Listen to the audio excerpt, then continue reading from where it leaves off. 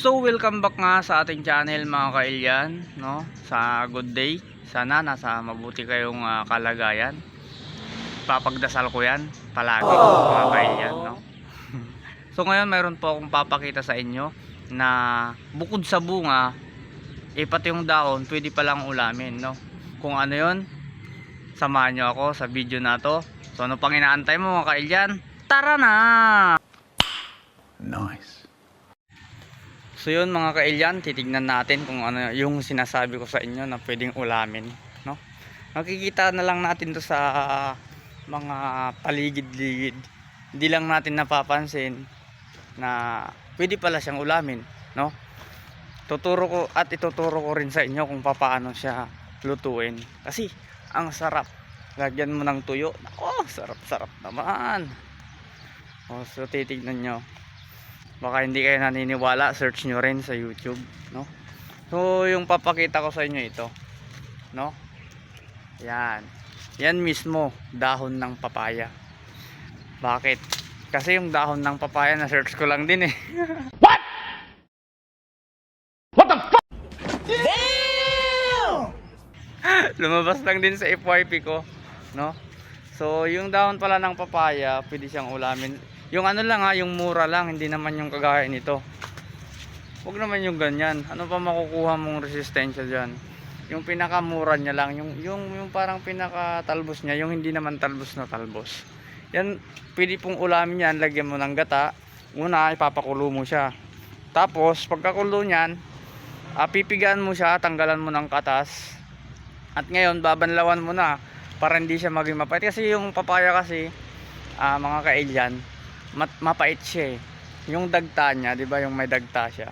Mapait po kasi 'yan. So kailangan natin tanggalin sa pamamagitan ng pagpakulo, pagpiga at pagbanlaw ng ng tubig, no? Yung malinis naman Tapos, yun igigisa mo lang siya. Kung gusto mo lagyan mo sardinas, gataan, kahit anong luto para siyang lasang pechay. Ang galing! Ang galing! Yan yung lasa ng dahon ng papaya mga kailyan. At mayroon pang bonus na ipapakita ko sa inyo. Nakakita na ba kayo ng saging na walang dahon pero may bunga? Damn! So papakita ko sa inyo. Yan oh. Yan.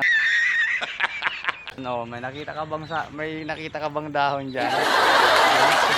Ito, ibang puno to. Ito. Nasa ibang puno na yan mga kailyan.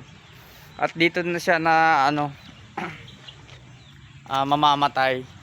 Dito siya nabuhay, dito rin siya mamamatay. Dito pa siya mauubos kasi tingnan niyo hindi pa hinog oh. Kunti pala yung hinog pero tingnan mo naman, paubos na yung isang sipi niya, naubos na oh. Wala na yung isang sipi oh, ito paubos na. So ang gagawin ko ngayon, mamimitas ako. Baka mamaya maubusan din ako eh. Oh no. Ito pwede na to. Yan. Fresh na fresh. Fresh na fresh mga kailyan, masarap to. Ito. Yan. Na may natural sugar to mga kailyan. Tingnan nyo ba naman oh. Ayaw ng tatay ko tanggalin eh. Pinapanakaw niya, ayaw nakawin eh.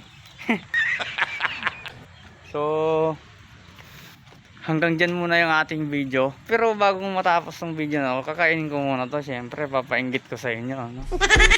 Makakakain tayo ng fresh na na saging. Fresh na fresh talaga. Bihira ka na lang makakita dito sa Maynila ng hindi fresh na saging. Puro pinahinog lahat yan. Ayan o. Yan.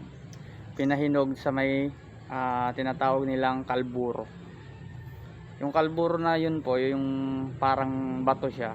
Mainit po yun. Yan o. Sarap.